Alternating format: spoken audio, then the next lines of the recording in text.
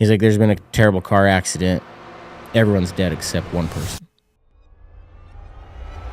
You heard of the stages of grief. I drop my phone. I'm crying. I'm rolling on the ground. And I'm just flipping through all of them. Anger, denial, shock, bargaining.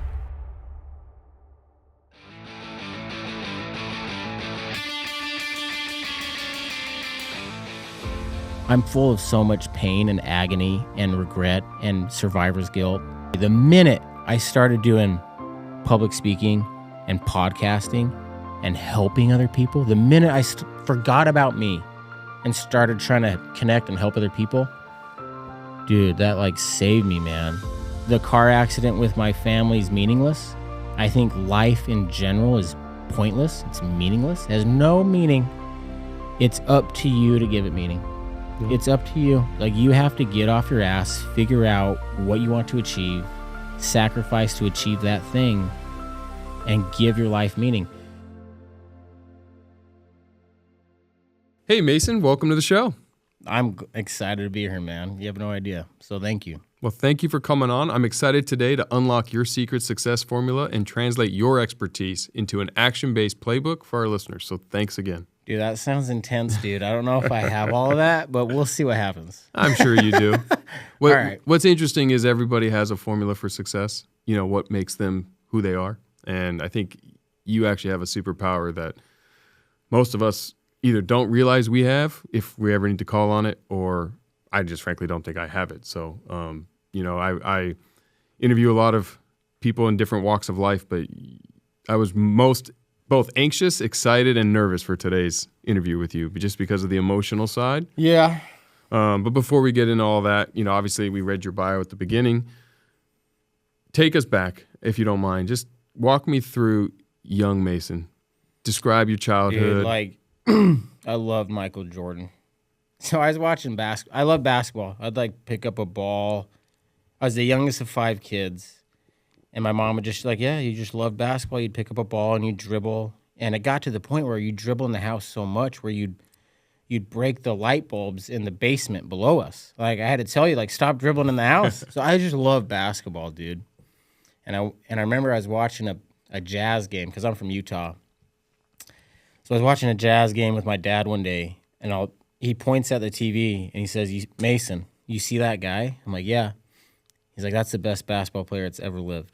And it was Michael Jordan that he's pointing at. I was going to ask you if it was Karl Malone. No, it wasn't the mailman. Okay. And I don't know. I just, like, ever since he said that, I just loved MJ. And so I'd, like, tell my mom, like, shave my head. Like, I just want to be MJ, man. And so I'd be in my driveway every day playing hoops. Did you stick your tongue out? The whole thing, dude. Okay. You name it. I had the Bulls gear, the tongue, everything, dude. And I remember my big dream, like every other kid's dream who loves basketball, is I want to go to the NBA. Mm-hmm. And so I remember, and I was pretty good growing up, dude. Like, I was good. And then I remember we went to Florida for, like, the national championship tournament thing, and I just got my ass kicked. Like, it was like a wake-up call. I remember leaving Florida, like, I don't think I'm going to the NBA. But I remember thinking, like... How old were you? Dude, I was probably, like, I was 7th, 8th grade. I was young. Like, my dreams were shattered young. But it was a good experience. Good experience, but a little early. And I remember it was literally the first time in my life where I struggled on the court. Like, I just didn't feel like I was good, which was really weird because I usually just kick ass. Was it nerves or was it the talent? No, it was just strictly the talent and the athleticism and the size. Like, dude, we were doing warm-ups and they were dunking. Yeah. Like, are you guys 12? Like, that's not. And so I remember telling my dad, I was so frustrated and disappointed in myself. I'm like, Dad, like, I don't know if I can go to the NBA and this and that. And I'm like, my dad told me, he's like, Mason, like, I don't know. All I know is watching you play from that tournament, like, you have a lot of work to do. Like, you need to get better. Mm-hmm. And that's just how my dad was.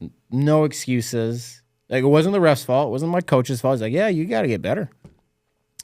But, dude, I remember I left Florida. I'm like, I'm not going to the NBA, but maybe I can play college ball. So that was my new goal. And luckily, I worked hard enough, and I was able to make it to college basketball. So I played for Dixie State, which is in southern Utah. And that was my life. Dude, 5'10", white kid from Utah. Chances of playing college basketball aren't good. So Pass first point guard or shooting? I was a pass first point guard for sure. Yeah. And I could shoot it a little bit, but. So when you came home from Florida, dreams crushed. Yeah. Changed from NBA to college. Yeah. What did you do to say, okay, this is what I need to work on? Because obviously you clearly had. I remember, my parents like, you got to get a job this summer. And I hated it. I'm making like these cold calls like as a 15-year-old kid. I'm like, this sucks. What were you selling? I don't even remember. I was like, but you have to make 85 calls a day. I'm like, this is torture, dude. Anyway, so we go to a basketball tournament, and I just don't tell my job that I'm leaving. I'm like, I'm just not telling them in hopes that I get fired. I'm like, I hope you fire my ass because I hate working here. I'm like this 15-year-old kid. So I go to Denver. I do this basketball tournament. I come back. My mom drops me off. I go in. Sure enough, fired. Like my tow tray's cleared out. My phone set is gone. So I call my mom. I'm like, Mom, I'm fired. I'm like laughing, like, I'm fired. You got to pick me up. She's like, this is not funny. But I remember my mom picked me up, and I told my parents, I'm like, listen, I'm not going to have a job. Drop me off at the rec center. I will practice my ass off. I'll get my college paid for. I will. Like, I'll get a scholarship. And that's what happened. They're like, okay. So they left me alone, and I worked my ass off, and I got good enough to get a basketball scholarship to Dixie State. So what was the program? D2 school. No. The training program. Drop you off. Yeah. Dude, I like. want to get into what made you successful. So. Oh, man. I don't know how many rabbit holes you want to go down, but. We'll go where we go. Dude, so like, fast forward, I later became a skills trainer. Like, I'd work with high school and college players, like basketball skill development. I developed a passion for that. And, dude, like, it's honestly like 90% a scam. It really is. Like, parents, players, you don't need a basketball trainer. You really, honest to God, don't. I mean, it helps. Sure. But you just got to work your ass off. And I remember I became a high school basketball coach. I'll never forget it, dude. I told my team, I'm like, hey, school starts at 7:30 a.m. I'm like, hey, I'll be here every morning at 6 a.m. You guys can shoot. You can get shots up. You can lift. Because that's what I'm doing. I'm lifting. That's what I was doing. So if you guys want to come in and join me, please do. Dude, no one showed up. No one. No, they did. And it was as a head basketball coach, before our season started, I'm like, we're screwed.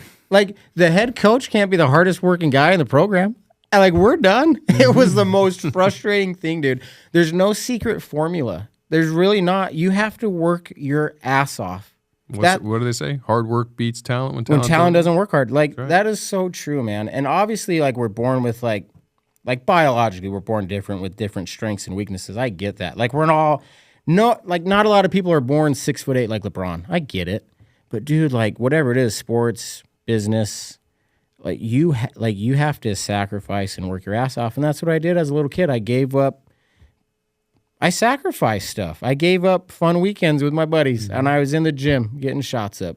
That was the thing. How many days a week were you training? Every day. Every day. Except Sunday. My parents wouldn't let me do Sunday. Yep. We were religious, so like no Sundays. But other than that, dude, I remember we'd go on family vacation. I'd get paranoid. Like, how can I practice if we're on family vacation? So every day it was you a were problem. touching a ball. Yeah, for sure. If you had a game on Sunday, could you play? I would have. You would have played? Yeah. Okay. For sure. Your parents would have been okay with it? No, probably not. What about in college? I don't think I ever played on Sunday. No tournaments? Maybe we did. I don't remember very well now, but I don't know. But so that was my life. I loved ball. I get this scholarship. In high school, though, I meet this girl. And I just fall for this girl, which is weird because, like, basketball is my girlfriend. Like, I don't want girlfriends. First girlfriend? First girlfriend, dude. 15. Her name's Courtney.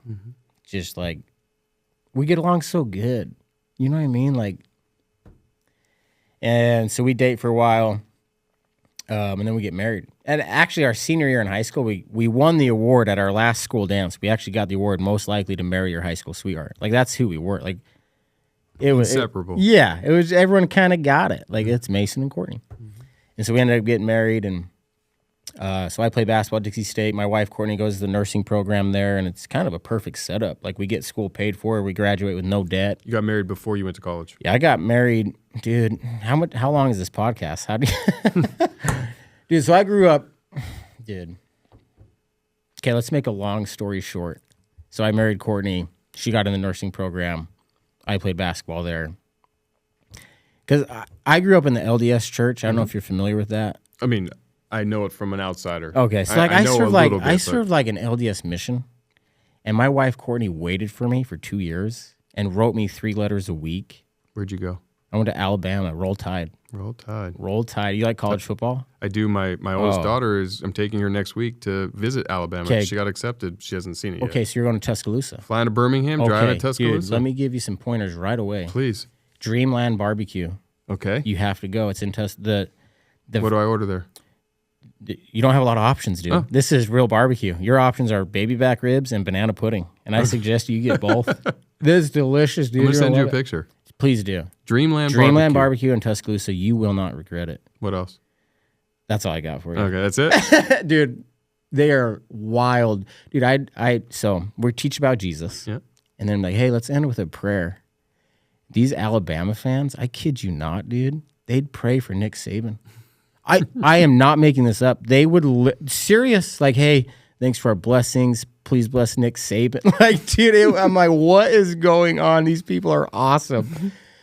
Dude, anyway, so I served this LDS mission. Courtney waits for me 2 years. Like, what? She stays back? Yeah, so she stays back. She's in the nursing program. She's in the nursing program. She's going to school, and she waits for me, dude, which is honestly, like, kind of unheard of. Mm-hmm. Like, who waits for a guy for 2 years? That's a long time. So I get back from this mission. We get married. And, like, Jeff, like, you're married. You have kids. You get this. Like, I don't want to act like we had a perfect marriage because I was not a perfect husband. I made mistakes. But, dude, like, it was so good, man. We had a beautiful marriage, beautiful kids. So Courtney and I, we had 3 kids, Riggins, Blue, and Frankie. We're from Utah, dude, so we name our kids weird things. Like, Blue's not even a name, it's a color. But what are you going to do? And so, like, we have this beautiful family. After I graduate Dixie State, we actually moved back up to my hometown, and I become the head basketball coach at my old high school, which is super cool. And we're, Courtney and I and our kids, we're just loving life, dude. And, dude, high school teachers don't make any money. Mm-hmm. And so I have 3 kids. Like, I need money. Is she nursing or is she at home? Courtney works, like, at this point, Courtney's working like 2 days a week at home and then just watching the kids. So basically a stay-at-home mom. So on the side, I start doing basketball workouts. Like, I start training players. And it kind of turns into, like, this side hustle becomes like your main hustle. Like, man, I'm making this, like, a good chunk of change with this side hustle, doing this basketball training. And then one day, Jeff, like, these dudes from Southern Utah, where I played college basketball, which I think that's where they kind of knew me from. They call me up one day, and they're like, hey, Mace, so-and-so from Nets on Fire, we want you to come be our main skills trainer guy, and we want you to help put together AAU teams and travel and coach. So your dream job, basically. Dude, it was my dream. Minus the Jazz calling you to come coach the Utah Jazz. For sure, dude. And, like, I tell Courtney, she's like, what? I'm like, yeah. So we move we moved back to St. George, Southern Utah. Mm-hmm. How old are you right now? When we moved back, yeah, I'm like 30. Okay. This is pretty recent. I'm 32. Yep. And so I tell Courtney, I was like, yeah, let's do it. So we move back. We take our kids back to Southern Utah. And, dude, one of my favorite things about moving back to Southern Utah is my older brother races there.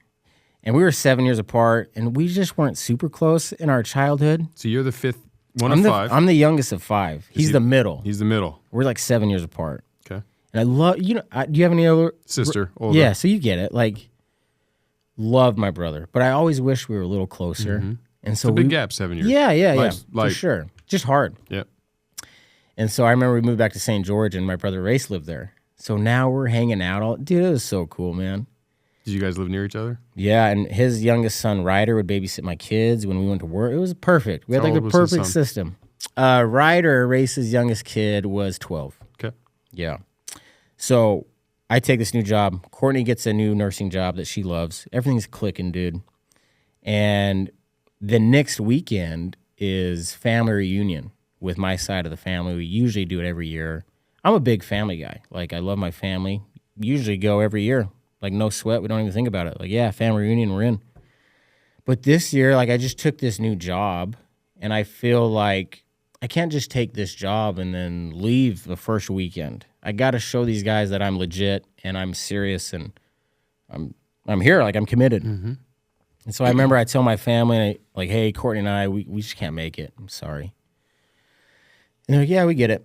Everything was fine. And then that Friday rolls around, and my wife, Courtney's like, hey, Mace, like, you're going to be coaching all weekend.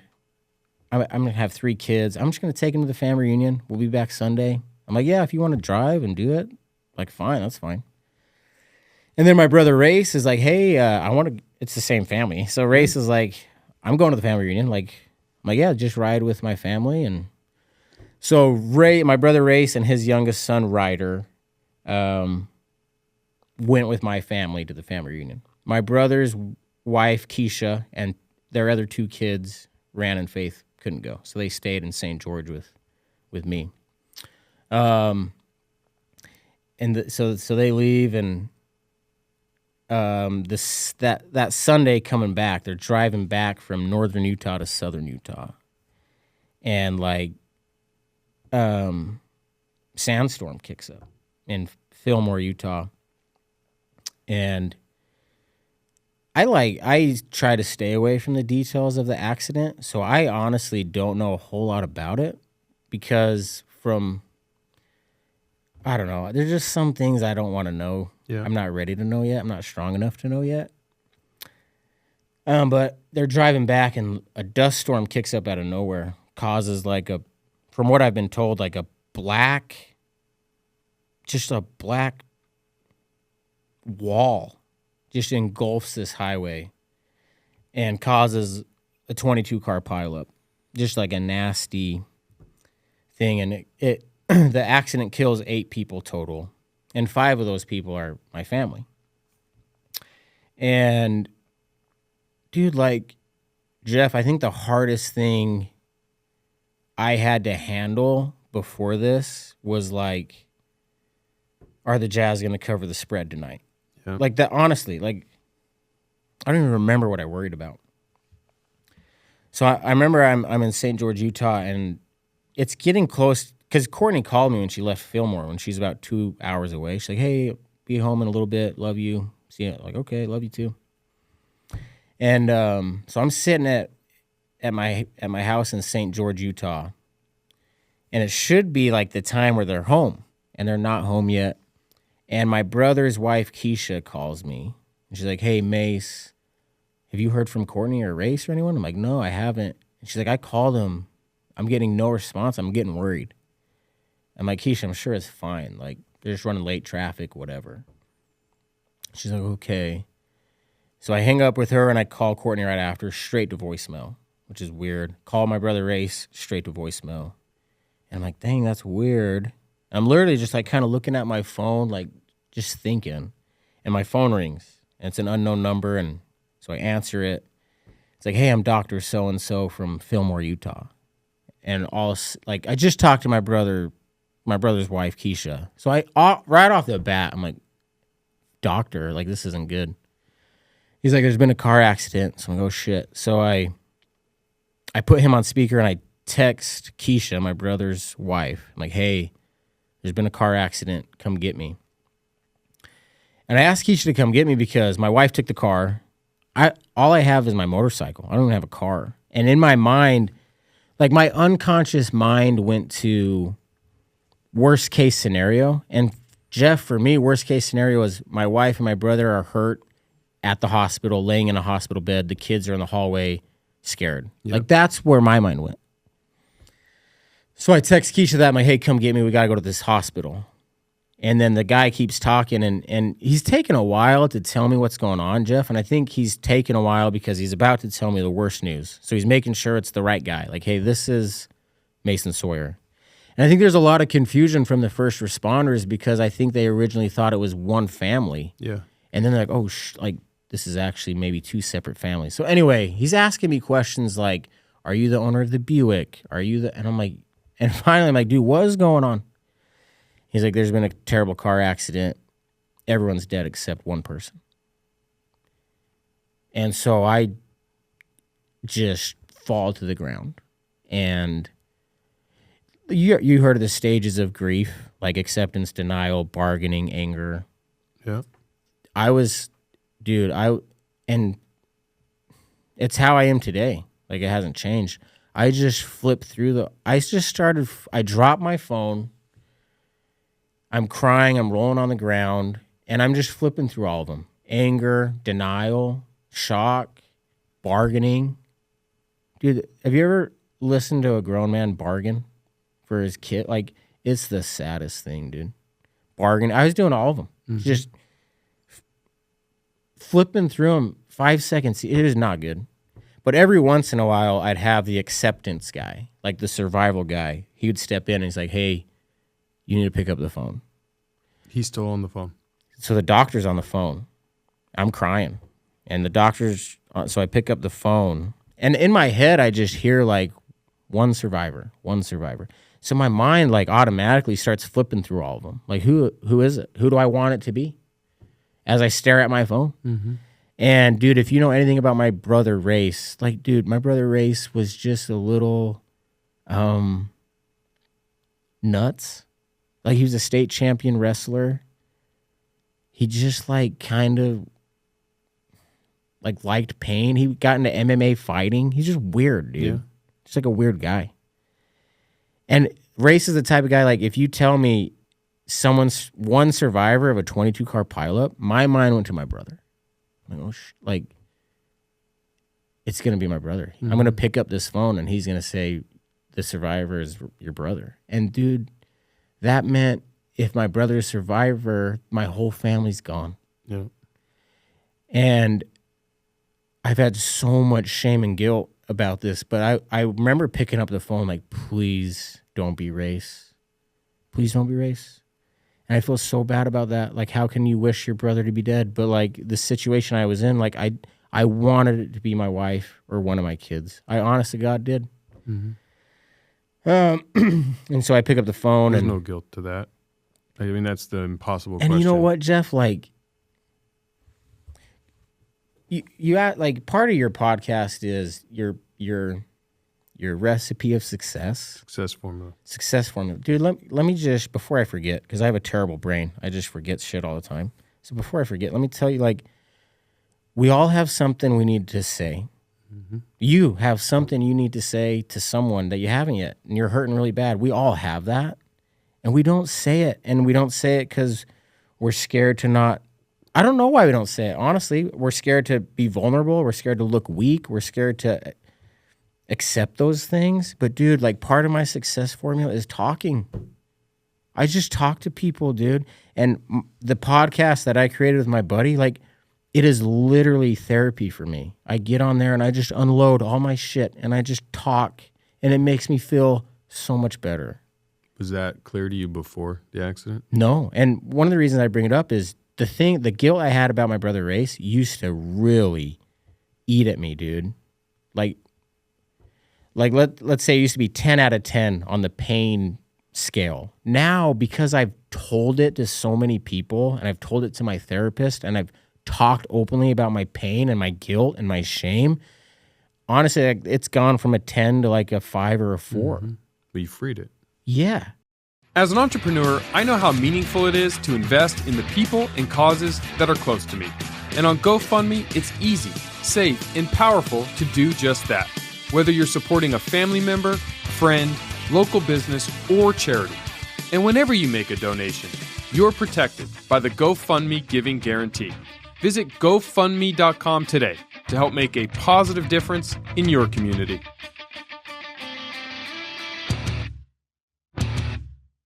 Hey, fitness fans, ready to crush your fitness goals? Make your move to EOS Fitness, where becoming a member starts at just $9.99 a month. Gyms are open 24/7 and packed with the latest gym equipment to keep your workouts fresh. What are you waiting for? Give them a call, drop by, or hit up jefffenster.com/EOS to join. EOS Fitness. Better gym, better price. Now, let's get after those goals. And I honestly can't even explain how it helps or why it helps, but being vulnerable and opening up and just expressing my pain and then watching it connect to other people has really helped me, man. Like the two biggest feelings I experienced after the accident was I felt completely alone and I felt completely helpless. Like what can I do to get him back? Name it, I'll do it. There's nothing. I just feel powerless. And like opening up and talking about my pain, I've been able to connect to so many other people that feel that way. And it's really liberating and amazing, honestly. So I pick up the phone and he said the survivor's a 3-year-old. So I fall back down to the ground. I drop my phone and the whole thing starts over again. I start rolling around the ground crying. My wife, Courtney's gone. Now you know. Yeah, like the survivor's a 3-year-old. So Courtney's gone. My brother Race is gone. My nephew Ryder's gone. My oldest son Riggins is gone. And so the guy tells, and dude, like, Jeff, like if we got a recording of that phone call, I might be completely wrong. Like he may have told me step by step, perfect, what happened, but I was so messed up. I was going through it, and I just didn't. It was probably my fault. But like for whatever reason, as he's telling me this, it's between my son Blue and my daughter Frankie, because Frankie could be mistaken as 3, and Blue could be mistaken as 3, and I want both of them to be alive. Yeah. And so my mind's like, well, I can't let anyone go yet. I can't. So like, for some reason, as we keep talking on this phone call, as I pick the phone back up and I'm trying to fight through the tears, for some reason, I think it's my daughter, Frankie. I just remember thinking that, like, the survivor is Frankie. And so I tell the guy on the phone, I'm confident enough. I tell the guy on the phone, like, oh, you're talking about my daughter, Frankie. And he said, no, this is not a girl. This is a boy. He's got blonde hair, blue eyes. And my son, Blue, has blonde hair and blue eyes. So, like, Jeff, like, you have kids. Imagine this. Like, I'm thinking Blue is dead. He's gone with my son, Riggins, and everyone else. And then you're telling me, like, Blue's alive. Like, it was the most incredible feeling. Like, Blue's actually alive. So you actually, for a moment, had... Yeah, like, I thought Blue was gone. Or relief. Yeah, and for a split second, I'm like, oh my gosh, Blue's alive. But, dude, it was like the exact same moment. Like, that means Frankie is gone. And that crossover messed me up really good, man. Like, getting Blue back and then meaning what that meant for Frank. It just like, so he tells me he has blonde hair, blue eyes. And so I say, okay, I think that's my son, Blue. And I'm not doing good. I'm not taking this news well. So the one survivor, he said one survivor. I don't know if that meant total, like all 22 cars. Like I don't even know if it was from my car. I don't even know if it's my kid for sure. But they say they have blonde hair, blue eyes. We're life flighting him to the hospital, Salt Lake City. And like, so we're life flighting him. And in my mind, I'm like, okay, like Mason, everyone else in the car is dead. The one survivor, they're life flighting. So in my mind, I'm like having this conversation with myself, like, he's not going to be okay. You pull this kid from a car that everyone else is dead. You have to life flight him. Is he missing limbs? I don't know what I'm just freaking out, dude. You don't even know if the doctor said anything to you. And I'm sure he did. And like, I have the doctor's back. I'm not mad at anyone. I'm sure it was me just not hearing it well. But like, I'm like, okay, so then I have to call my parents and tell them what's going on. Because they live about 45 minutes away from the hospital that Blue's going to. So I'm like, hey, can you get to the hospital so when Blue lands, someone's there for Blue? Because I'm 4 hours away. So I have to drive 4 hours to the hospital. And I have to drive through the car accident to get there. It's just not good, dude. And so I get to the hospital, and my wife's a nurse.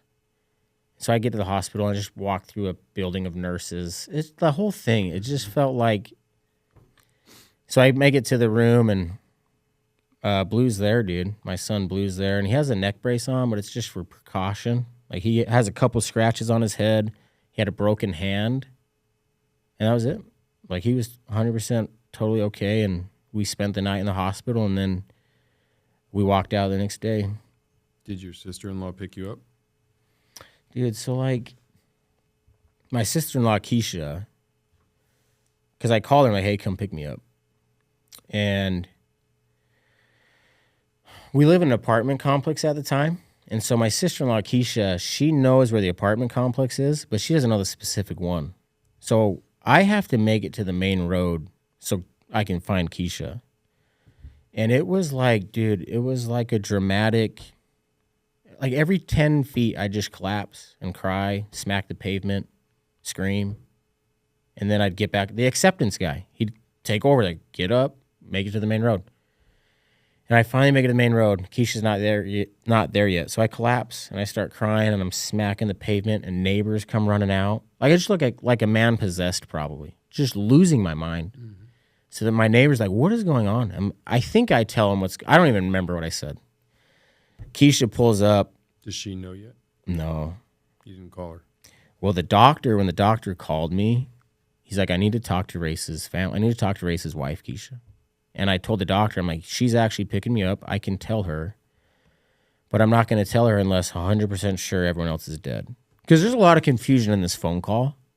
So I'm like, I'm not telling her anything unless guaranteed everyone else is dead. And he's like, yeah, everyone else is dead. So I'm like, okay, I'll tell her. So I flag Keisha down, and I'm just losing my mind. So I literally just hop in her car, shut the door. I'm sitting behind Keisha. And Keisha's daughter, Faith, is in the passenger seat. And so I don't know how to say it. So I'm crying and I'm fighting through tears. And I say, there's been a car accident. Everyone's dead except maybe Blue.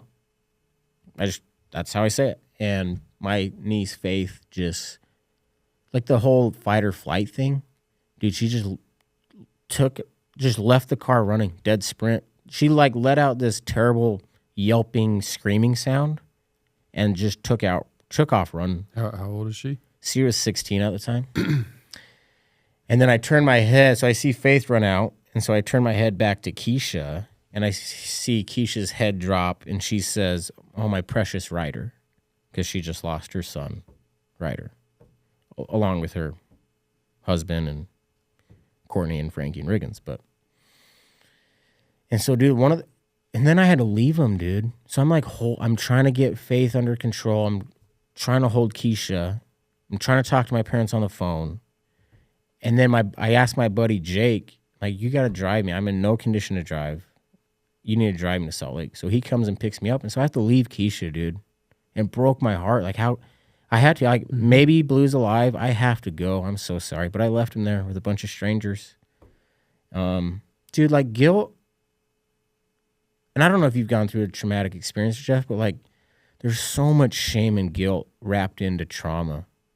And, like, you think about your trauma long enough, you just find ways to blame yourself. You just do. Like, you think about it long enough, you're like, I could've. And, like, survivor's guilt, dude, Jeff, I wish I was in that car so bad. Mm-hmm. I wish it was me and Blue instead of my brother Race and Ryder, and we were all just gone. Like, just take all of us together. Yep. Leave my brother's family alone. That would have been way easier. I mean, that point is why I want to talk to you so bad. Dude, like, because how you're sitting here, I think if I was in your shoes, I'd either be dead or a monk in the Himalayas. But dude, like, and you said something to start this podcast that reminded me of it. But if you were to tell me 2 years ago, like, hey, you're going to lose your wife, Courtney, your son, Riggins, your daughter, Frankie, your brother, Race, and your nephew, Ryder, and then you're going to be starting a business and a podcast and public speaking a year and a half later, I would have been like, you are insane. I'm going to put a bullet in my head. Mm-hmm. Or I'm just going to be a zombie. How does anyone do that? So, and one thing I've learned is, dude, people are so resilient. I'm shocked that I'm here. I am. People ask me, how are you doing it? And my answer is, I don't know. But like, if it happened to you, you could probably do it. I honestly think that, because Jeff, I'm nothing special, dude. I was a kid from Utah, high school basketball coach, making $48K a year, lost his family. And dude, like, any average Joe, like, you can, whatever you're going through, like, it is possible. You can do it. And like, let's just cut the bullshit. Like, if you've gone through a traumatic experience, let me just, you're screwed. You are. Like, I swear to God, Jeff, you are. Like, happiness, joy, that life that you used to know, I'm not sure if you're ever going to get back. And what's weird about trauma, Jeff, is you kind of don't want it back. Right. Because the love I had for my wife and kids and my brother and my nephew, it's turned to pain. So if I get rid of the pain, I get rid of them. And then there's a whole bunch of guilt associated. It doesn't make any sense, dude. Because you feel guilty to even be happy. It's like, how, dude, I kid you not, I love motorcycles. So I was riding my motorcycle the other day, and I'm just weep, weep, having a great time. And then boom, like, that voice in my head, like, Mason, how dare you be happy? Your wife died, your kids died, your brother died. Like, how dare you? You should be miserable. You should have never left your bed. You should be crying right now. And the guilt and the survivor's guilt is so real, and it just hits you like that and just shuts me down sometimes. Well, do you think the fact that Blue survived forced you to not go that other way? If Blue didn't survive, I would have put a bullet in my head for sure. So he's in a way, he's your North Star. Well, and I forget the guy, but motivational speaker that I used to watch a lot, he talked about find your why. Like, you need a strong why. And there's like this cool Buster Douglas video he made. It was cool, man. It like pumped me up. Like, find your why. And Blue's my why. And it was weird because after the accident, I was in this weird limbo, Jeff, where like I didn't want to live, dude. Death. I'm weird, but like I understand death now. I've accepted it. I find the beauty in it. We need it. It's like it ties everything together. But like, I had the hardest time accepting that, like the role death plays, and I, oh, I'm so messed up, Jeff. No, it's not good. But like, another thing I've learned is I was caught in this weird limbo. I didn't want to live. I didn't want to die, and so I just numbed the pain. Alcohol, drugs, whatever. It's natural. Yeah, and like, I couldn't look at pictures of them. I couldn't talk about them. Couldn't hear their voice in a video. It just shut me down. If I saw police sirens, I'd have to pull over and cry, like panic attack. If I got a phone call from an unknown number, panic attack. It just throw me into a panic attack. I was just helpless against my trauma. It owned me for so long. And part of the reason it owned me was I ran from it. I just tried to run from it. I can't deal with this. And I welcome death. Like, if the way I saw death, Jeff, is, okay, if I die, I might get to see him again, which sounds awesome. Or the pain stops. Which in a way also sounds awesome. Awesome. So that's where I was, dude. Not a healthy mindset to have. But I had Blue. I love Blue more than anything. Could never do it. And so then I got into therapy. Have you ever done therapy? Just 1 or 2 sessions. Dude, I think that the mindset we have in our culture with men doing therapy is terrible. We got to change it right away. It's hard. It is. Like, you're not a douchebag. You're not a wimp. You're normal.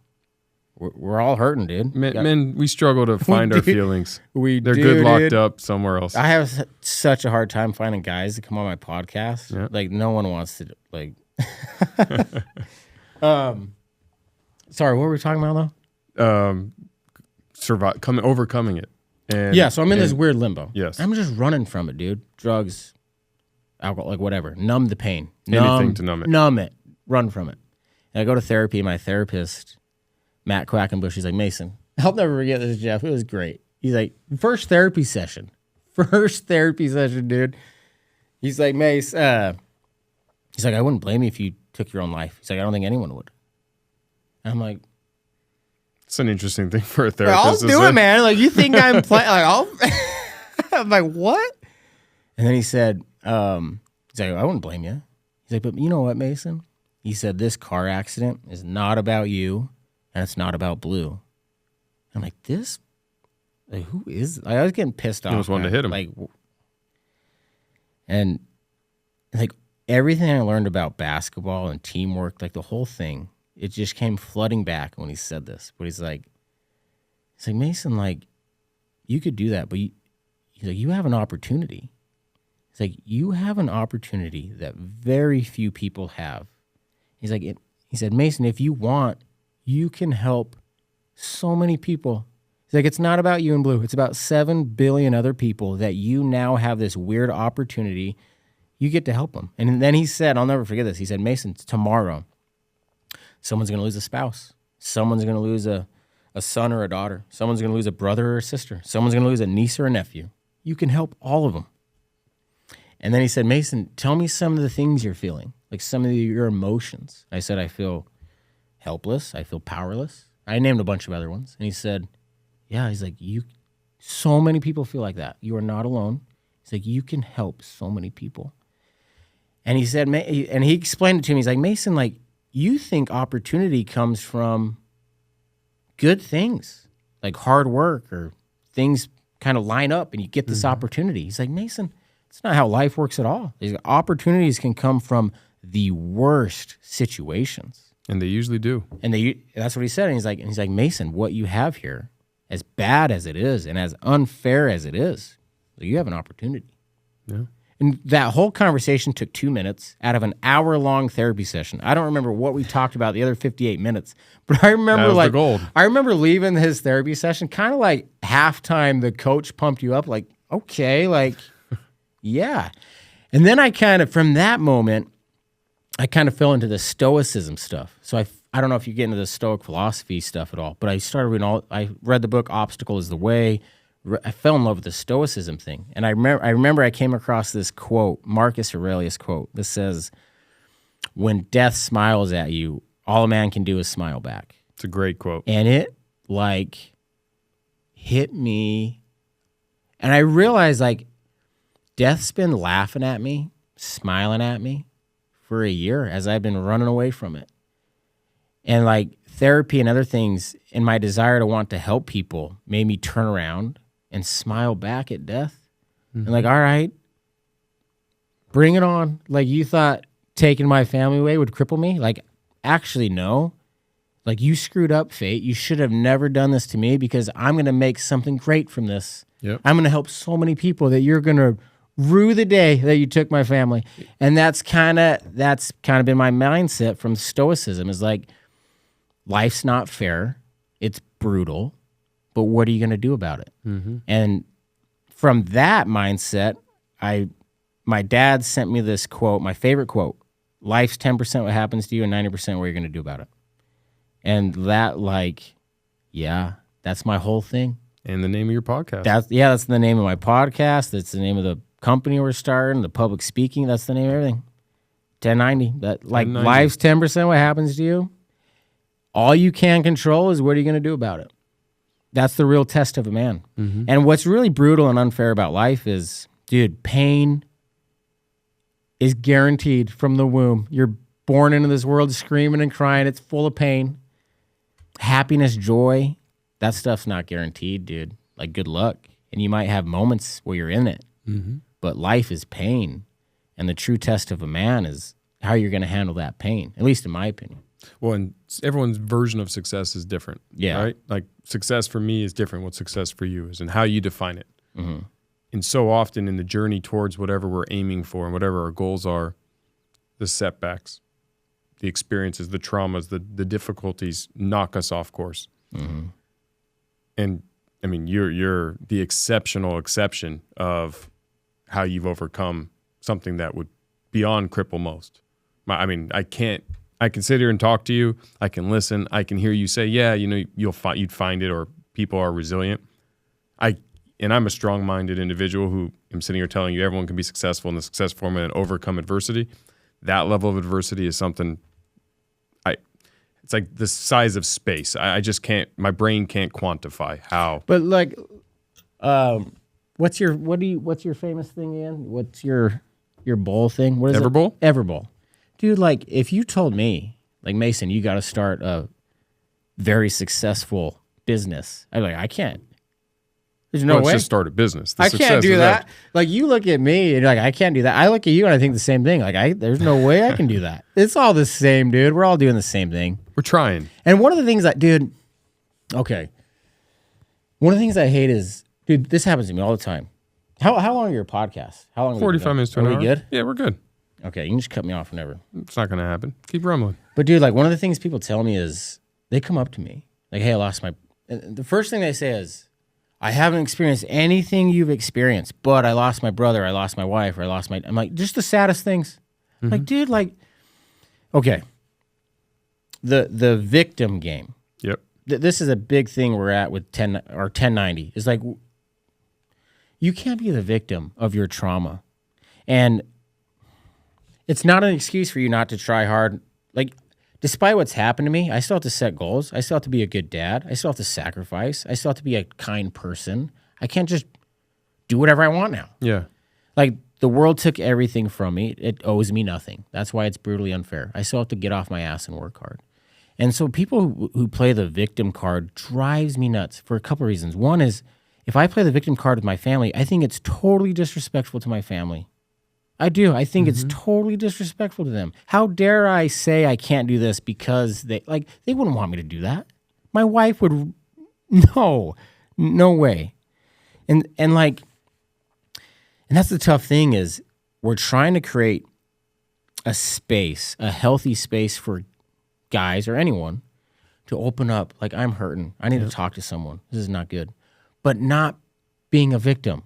And it's a weird yin and a yang. Like, where's that balance? Because we don't want to be the victim, but we also need to express our pain. And so it's a hard, like, teeter-totter to balance that Being out. vulnerable and victim are different. Yeah. And dude, like... It's hard. That's a hard line. Yeah, why is it so hard? Because victim is easier. I think a lot of people Or what's relish the in difference? Well, victim is poor me, it's out of my control. Vulnerable is I recognize it's out of my control. What can I do? What can I do? And I'm willing to face the pain of whatever it is or the reality of whatever it is to achieve. Yeah. And that's what I find as I go through what I'm going through with people and helping them become successful in different, more entrepreneurial business, less on the personal side. And I'm not a therapist, so I have zero training or skills on that. Dude, that's where I'm at. Yeah, but I can Like, talk take the it for what talk. it's worth, Yeah, dude. I don't know. I like basketball. Yeah. So I don't know what I'm talking about. I can start a company, but family stuff. Yeah, dude. But I hate the whole victim thing. But it plays both ways. No, yeah. Oh, I can't do this because I can't do this because I can't do. And it's like, listen, dude. Like, you can't get a job, do all this stuff, and then when it comes like crunch time for you to deliver, you're like, oh, my family died. Like, no, like no. You took the job. You said you could do it. You got to get it done. Yeah. And that's like, that stuff like drives me nuts, dude. Well, I speak to entrepreneurship classes in college, and I try to explain to them that in every movie that you like, the hero has to almost die, or the town, or it has to almost fail because they have to persevere through it. That storm has to happen so we can win in the end. It's just required. And most people quit or victimize themselves at that storm, and it's not anywhere near, like, it won't matter in 5 years. Oh, COVID ruined my business. Dude, yeah. Right? Like, in 10 years, you won't even remember about that. Or For sure, I dude. lost this customer because the plane was delayed and I missed my flight and I missed the big opportunity and it ruined me because that was my dream job. Right. Nothing like losing your family situation. And Jeff, like, dude, that's like, let's say, hey, COVID ruined my business. That might be 100% true. He might be right, but that mentality is for losers. You Correct. can't have that mentality. If your mentality is like, okay, despite COVID, what could I have done better? Or that mentality is where you learn from failure and where you're able to grow. And that's like, dude, like I think failure is great. Every kid needs to experience failure and take accountability. And like, that's how you get better. But now it's just turned into like, oh, like you're not doing good in school. It's the teacher's fault now. Sure, of course. Like what? No. It's easier to point. What? Yeah. And like that whole thing, like that's part of the 1090 message is, okay, take a story as sad as mine. And I keep going every day. And like, when people like, dude, we got some haters out there that don't like, I love it. That's when you know, like, you're making some noise finally, when you're pissing some people off. Like, I kind of want to piss people off. Like, if Mason Sawyer can keep going, then what excuse do I have? Well, yeah, you actually take the excuse away. That's what You're I'm trying the to do. example that Honestly, that's says- like what I'm trying to do. It's like, I go home tonight and I'm going to be frustrated. If you're not a good dad like, tonight, holy like shit. screw you, dude. Yes. Like, what are you doing? Like if I don't Yeah. go home and kiss my daughters and hold them tight and just be thankful that they're here, Yeah. it should be that way every day. Dude, and when we do and I do my 1090 stuff with Ryan, who's our producer, and then my good buddy Sam Josie, who's our co-host. And like, dude, just the perspective shift we give people. That's the number one thing people tell us after we do our public speaking stuff is whether it's for their business or for whatever it is that they tell us that, like, dude, you just shifted our whole perspective. Thank you. That's usually the responses we get. No, it's incredible. And the business, I want to touch a little bit on the business. See, but here's the thing. 1090 business. All right, what do you got? I want to know about it. So we got the podcast. I do too. I don't listen. Come on.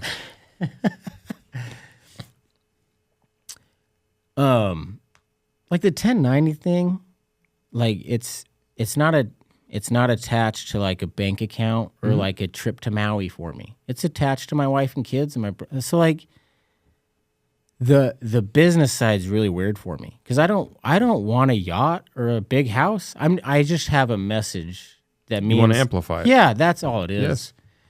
And I know nothing about business. That's what's great about it. Success. Success for you is that. Yeah. Where someone else's success might be a private jet, and someone Right. else's success But might then be it's to weird because inspire it's like, 1,000 people. well, if I had a private jet, I could get my message. It's like, so it's Well, like, I will tell like you- this thing, dude. I hate it. I will tell you, the more money you accumulate, Yeah, I know. I've been told. The more I you get can it. do. I know. It's just like, think of it from my perspective. you don't care about the money. Right. Like, let's say what happened to me happened to you. Heaven, like it won't. Like, let's pray it never does. But let's say it happens. And then you have a cool message. Someone wants you to like, hey, come to my company and share your message. How much do you charge? Wouldn't that make you like, what would you say to them? Well, I can't put myself in the position to know how What I'd would feel. you say to them? But right now, I would say to you. No. Let me give you advice, 'cause I don't know how to do it to myself. Don't get off the fence. What would you do if you were me? I would charge them. Like, yeah, but it's like, so this is what I tell them, like, yeah, and they ask me how much you charge. I'm like, I usually tell them like whatever you want. That's what I used to do on stage. And dude, I said yes. I get paid like $200 or $2,000 $4,000 or free. And it's just like, When I it's first not good, dude. And it's not good. when I first started speaking on stages, I used to just say, Yeah. what do you charge? I say yes is what I charge. Whatever your budget is, That's what I say. That's Like, what I charge. whatever like idea you had, let's roll with that. But So- I got educated, and advisors and mentors taught me, you've got to set the value. I know, I get, You but have dude, to. let me tell you this story. You have to. Let me tell you another story. Not for you, but for your message. Let me tell you this story. So this is right after the funeral. So like this is like a couple weeks after the accident. And I'm driving by, I'm in Taylorsville, Murray, Utah. Okay. And I'm turning on a Redwood by this gas station. And there's this homeless family. Homeless wife, husband, wife, couple kids like running around behind them in the gas station parking lot. And they have a sign up, homeless, please help. And dude, I remember driving by them. Like, dude, that is heaven on earth. Like, what else do you need? Put the sign down and turn around and play with your kids. Like, it looked, like, dude, you have everything. And it was like, and so when people ask, like, the whole business thing, I can't even, I've been trying to help get people like, hey, take care of that for me. It's a mess. And with my trauma and with my anxiety and with my PTSD, I got issues, dude. I got a lot of shit I got to handle. Sure. So when people say, what's the business? I honest to God don't know. That's okay. And Ryan and Sam, they schedule everything and they just call me like, hey, you're going here this week. I'm like, okay. But that's okay. Dude, I was on your podcast. I forgot what your thing was. okay, That's too. who I am. I don't know what's going on. I work off 3 hours, 3-hour increments. That's me. That's trauma. But that's a formula for you to keep going. For sure. Okay. Can I say one more thing about my formula? Please. Okay. Say as many things as you want. And I got this from my therapist. And dude, I knew this my whole life through sports. It's weird. Like I knew the whole thing, but my therapist retold me. I'm like, that sounds legit, man. But my therapist is like, Mason, like, it's we over me. And he's right. And like, trauma makes you so selfish. Like, I just wake up and I think of my wife and then my son and then my daughter and all the memories we had and what they would be currently doing today and how old they would be and what our day-to-day schedule would be like today. So I get through that. And then I think, dude, and then I get to my brother. And so like I get through, I don't remember what we were talking about. What were we talking about? We over Okay, me. so we versus me. So I get, like, trauma makes you so selfish. Like, that's in my mind all day. And, like, it literally took me 3 to 4 months, maybe longer, Jeff, to like, oh, my parents are hurting too. Like, think of my parents. They just lost son, daughter-in-law, 3 grandkids. It took me forever to be like, oh, they're hurting too. And my therapist, restated the idea of we over me. The minute I started doing public speaking and podcasting and helping other people, the minute I forgot about me and started trying to connect and help other people, dude, that like saved me, man. Yeah. That was like, and so it was kind of like my why went from blue, like, hey, you can't kill yourself because of blue. It went from that to you can help so many people, dude. And that's kind of like my new one. Now I have blue and like the 1090 purpose. And my therapist, I remember asking my therapist, Jeff, I'm like, I love my therapist. He's so real. He's so raw. I love it. I remember asking, like, dude. Has he been on your show? He has, yeah. And I've been on, he has a podcast that I've been on. We're buddies, dude. Anyway, so he was talking, I forgot what I was talking about. We over me? We over me. And, so my therapist told me, he's like, Mace, like, if you help other people, it's going to take the spotlight from your own individual demons, and it's going to, like, I can't even explain it, dude. Mm-hmm. But, like, and I don't even believe in, like, the literal God or Jesus. Like, but, like, the message of Jesus is, like, spot on, dude. Like, love your neighbor, love your enemy. Mm-hmm. The golden rule. That's it, dude. I'm full of so much pain and agony and regret and survivor's guilt that love and helping others and we over me is saved me, dude.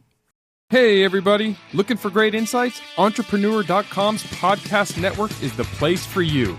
Check out podcasts like Problem Solvers and Smart Passive Income for smart advice.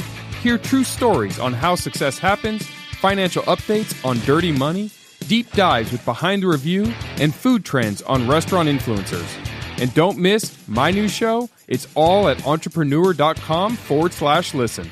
Let's start our success journey today. Hey there, it's your host, Jeff Fenster, and I have something very exciting to share with you today. You know, here on the Jeff Fenster Show, we're all about growth, both personally and professionally. Speaking of growth, have you ever heard of Everbowl? As the proud founder of Everbowl, I can tell you firsthand that we're on a mission to help everyone unevolve, to live actively and eat stuff that's been around forever. Imagine stepping back into a world where everything you eat is fresh, nourishing, and packed with nutrients.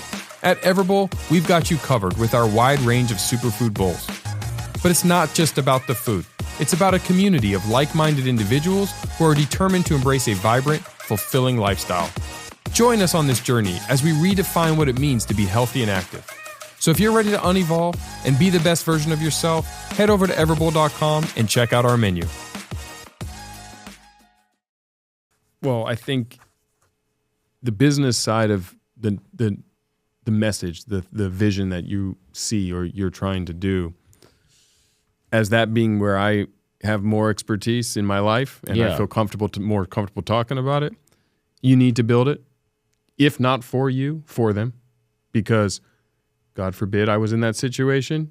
I need a Mason Sawyer's message to lean on, to find that roadmap. If you don't do it, then we have to wait for someone else who's been devastated with pain and hurt to do it, right? Yeah. So the fact that you are doing that, the fact that you are speaking and going up there, it's not that you don't want to spread the message, because doing it for free is obviously you think everyone's going to hear it. The problem is no one's going to hear it, because you're going to run out of resources. And people don't know what they don't know. They don't hear what they don't hear. The more and louder you can spread that message, that resilience, that perseverance, those qualities, that formula that you're using to succeed now. And that your success is not money. Your success is to spread that message and be that resource for these people that need it. Because unfortunately, you are living what is the ultimate nightmare for a parent. Yeah. And nobody who is a parent can think about what they would do because we just don't know. And we don't want to know. But in that dark tunnel, that message is there. And it's true even simpler, right? Like that message doesn't have to just be for the ultimate traumas. Dude, it could be for sports. It could be for your business. Dude, that's Michael Jordan didn't make his high school team. He could have quit. Dude, when we do our public speaking gigs, we go to high schools, universities, elementaries, law firms, construction companies. Dude, the trauma of death is intertwined with any obstacle in life that it allows us this really cool platform. Like we can go talk to anyone. Yep. I love it. It's so cool. Well, and death is the ultimate, but there's so many challenges and what, in a way, you also take away all of the energy behind all of the excuses that the rest of us have. Yeah. All of the victimhood the rest of us have. Like you said, after hearing your story, if I was at an event and I heard you on stage and I came home to realize that I didn't land that big client and it was bothering me, I would feel like a piece of shit. I'd be like, this man lost his family and he's standing here with the fortitude and ability to talk about it. And it's important, I think, for people listening to this show and learning about your story for the first time and having their own challenges and saying, yeah, it's easy for most of the guests that are on here are successful financially, and that's more what we talk about, to say, oh, it's easy, you have money, and it's easy to make money when you have money, and it's easy to be successful if you have all these degrees. And I don't have all those things, and I'm not the smartest, or I don't have the relationship capital, and I don't. Yeah. And the truth is, you don't need it because you actually have more than you realize. And those are just the barriers that the mental fortitude, that perseverance, the ability to overcome obstacles and keep pushing forward is what success happens. It's how it happens. You went to Florida and didn't feel like you were going to make it. Dude. You didn't quit. Brutal. And back then, that was probably the biggest setback for you. Yeah. No, And you pivoted your thought. You recalibrated. But let me ask you this, though. Like, the way I honestly see it, it's kind of like, okay, life dealt me a hand, and they took every other card. And the only card I have left is open up, be really vulnerable, try to help as many people. And my only option is, do I play the card or not? Mm-hmm. Like, and I remember, so the accident happened July 25th, 2021. And so July 25th, 2022 was coming up. I'm like, I want to do something on the anniversary. And so I decided to do a speaking gig. Like, I'm just going to talk and just tell people thank you and how I feel. And I did it. And I just I felt so close to my family. And I felt like they were alive, kind of. Like, I'm showing pictures of them. I'm talking about them. People are crying. And I'm like, dang, I loved it, dude. I just loved it. And then people started hitting me up, like, hey, can you come speak to... I'm like, yeah. And I never said no. I'm like, yes, yeah. And it's just kind of grown into this thing. And I love the compliments. I really do. Like, that's awesome. I'm glad you think I'm cool. But, dude, from my perspective, I don't have another option. Well, I have one other option, and it's a bolt in the head, and it's not good. That's not another option. But other than that, it's... Dude, there's a Robert Frost quote I love. Do you know anything about Robert Frost? Just the basics? Dude, this guy, he lost his dad when he was little. He had a bunch of kids. He lost 4 kids. Brutal life, dude. And Robert Frost has he's got some hell quotes, dude. Some bangers, bro. And one quote he said... I love that you're a quote guy. Dude, I love quotes. One of my favorite quotes... So just think about that. That's his background. Mm-hmm. Lost his dad, multiple kids, to illness, to depression, to all these things. And he writes, he says, the only way out is through. It's your only way out. You can't run from it. You can't run from the pain. Don't run with excuses and what shoulda, coulda, woulda. No, face the music. Yep. And dude, trauma sucks. It's awful, but it is a gift. And one thing I've learned is if you run from trauma, you run from the gift of it. You're only going to experience the terrible parts of trauma. If you smile back and you face it, Dude, there's some good parts of it, man. Like being on your cool podcast today. This is a good example of it. Like if I kept running, this never would have happened. And I honestly think the car accident with my family is meaningless. I think life in general is pointless. It's meaningless. It has no meaning. It's up to you to give it meaning. Yeah. It's up to you. Like you have to get off your ass, figure out what you want to achieve, sacrifice to achieve that thing, and give your life meaning. Car accident with my family. If I would have just packed it in and became an alcoholic and never left my house, which I was really close to doing, the car accident would have been for nothing. Would have improved no one's life with it. It's true. It would have been gone. And I think wherever you're, if you're listening to this, wherever you're at in your life, that's how you have to view it, dude. Like you have an opportunity. As shitty and as bad as it is, yep, it's an opportunity, man. And I mean, I would say that you've obviously clearly found hope and strength. Yeah. After such a devastating loss. It's clear, like, you're still dealing with it, but what do you lean on now? Like, you still have to get frustrated. There's still little things that bother you. Quickly, you probably recalibrate and say, it doesn't matter anymore. To your point, stoicism. But right. How do you continue to find that hope and strength on a daily basis? My son Blue. Helping other people. And then, like, dude, stoicism's helped me understand most things in your life are indifferent. Like, depending on the perspective you have, it could be good or bad. Even death, like, death is indifferent. Sometimes death is good. Like the old man struggling with cancer on his deathbed, his wife's been gone, like, he needs to go. Like, sure. Sometimes death is good. Sometimes pain is good. Like, most things in your life are indifferent. And figuring out what's not indifferent, meaning figuring out what's good and bad, is really, really important. And Stoicism has taught me there's 4 main things in your life, no matter what, any date in human history, 2,000 years ago, 2,000 years from now, wherever we land, no matter what, these 4 things are good. No matter what, they're good. And I reiterate that a lot because, like, we live in a world where things change all the time, even like with religion, like things change all the time. No, like these 4 things. And with Stoicism, they say it's knowledge. It's always good. Obtain knowledge. Mm-hmm. Justice, balance in all things. Like, you can not too far to the left, not too far to the right. Yeah. And like justice, I think, and courage is the other one. I don't know if I named all 4. Courage is the other one.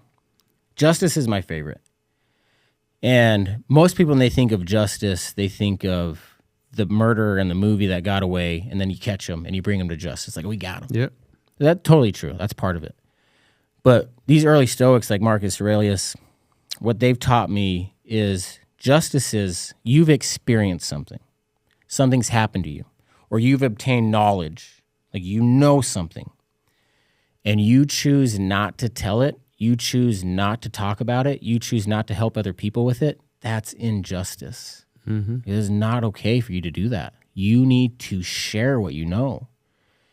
And that's helped me with the 1090 thing and the business side and the podcasting is like, hey, I'm doing the world an injustice, actually, if I don't say anything. And like, it's the opposite of my therapist. My therapist told me I have an opportunity to help people. Marcus Aurelius is saying like, yeah, like if you choose not to do it, you are actually screwing up. That's injustice. So that's kind of how do I keep going? Yeah. I don't have what other option do I have? That's my only option, Jeff. I don't have another option. It's all I got. It's injustice if I don't keep going. Well, I love that. Yeah. And obviously, we all want to support you in this mission and this vision and this business. Even though you haven't yet figured out exactly what it is, it's you. Yeah. It's your message. And for those listening, obviously, let them know how they can not only listen to your podcast, but follow you. Yeah, so our podcast is on all the major, like Spotify, Apple Podcast. It's the number 10. You spell out 90, the 1090. And then our Instagram is the 1090 rule. Dude, you probably know this. Like I do. When you're trying to pick a name, everything's taken. Of course. So it gets weird. My name's Fenster Jeff. Yeah, it gets because there's some other Jeff Fenster. Because we wanted it to be 1090, but then I looked it up and it's a math guy. He does math stuff. So I'm like, well, anyway. So our Instagram is 1090 rule. Podcast is just the 1090. You'll see our logo on there, but dude, our podcast is pretty heavy, pretty sad. We got some sad stories on there. So if you like sad stories, you might like the 1090 podcast. But it's sad, but it's also inspiring. Yeah, I guess it depends how you look at it. I obviously in preparation, I listened to a few episodes, and I'm going to be listening more now that I'm a huge fan of you and the show and what you guys are spreading. It is sad. Yeah. Of course it's sad, but through sadness is where you kind of, we kind of mentioned pre-show. Diamonds aren't made on a beach. Right. Right? Yeah. They're made under extreme pressure and extreme darkness. And that's the message you're spreading. So I want to thank you so much for coming on today, man. Man. Just awesome. To make a friend with you. And sorry I rambled there for a while, but dude, I'm going to lean on a lot of this myself. I'm not kidding. I'm mentally tough on my own stuff, but emotionally probably not as tough as I need to be. And you're going to be my course correction for a while. I won't lie to you. That's a lot of pressure, man. You did it though. Just learning your story. We had this conversation dude. at dinner last night where it's your story truly changes the I have to's to I get to's. Yeah, dang, that's good. I need to use that. Use it. That sounded good. It's from you. It just came out that way. Your story is that. It's you take that perspective of now I get to do these things that I don't want to do, but I get to do it. And you don't always get to. The day will come where you don't. That's true. And you never know when that is. So, dude, thank you so much for coming on, man. This was awesome. Yeah, man. Thanks for having me.